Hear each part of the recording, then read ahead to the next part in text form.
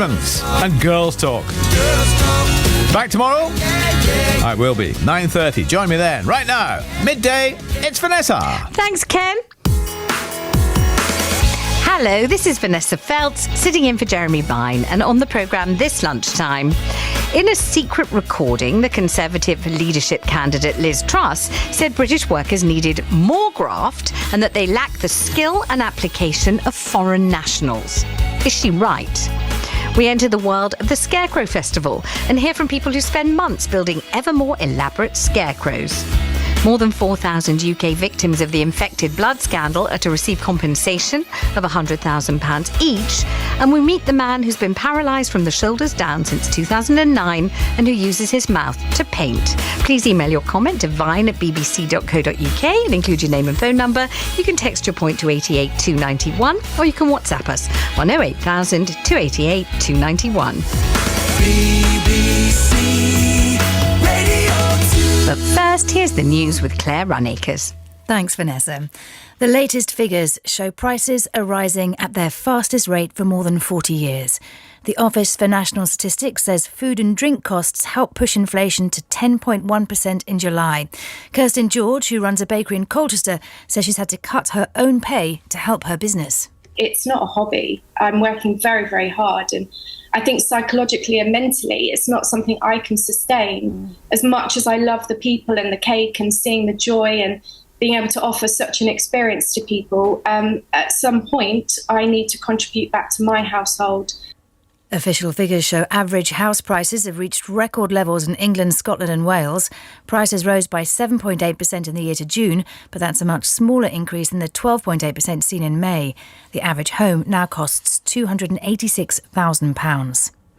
A man's appeared in court to face charges including treason after he was allegedly caught in the grounds of Windsor Castle armed with a crossbow.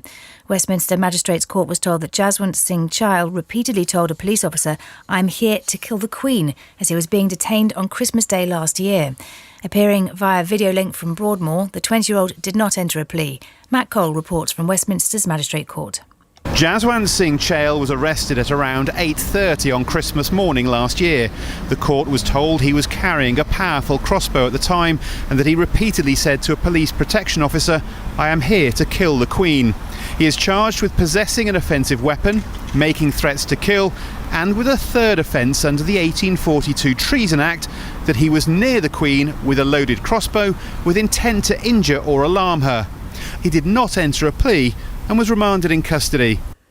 Families have welcomed the government's decision to pay thousands of victims of the infected blood scandal interim compensation of £100,000 each.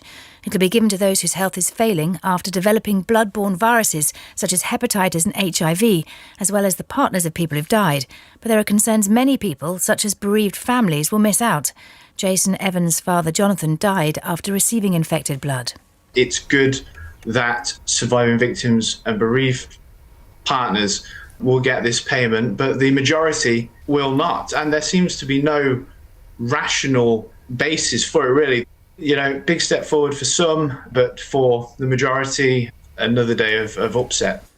North Korea has test-fired 2 cruise missiles on the same day as the South Korean president marked 100 days in office. It's North Korea's first missile test in 2 months.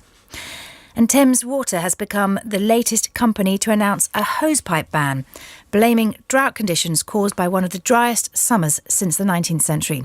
The ban will come into force next week and affect about 10 million households. They won't be able to use hosepipes to wash cars, water gardens or fill swimming or paddling pools. BBC News, it's 4 minutes past 12. Listen live on the BBC Sounds app.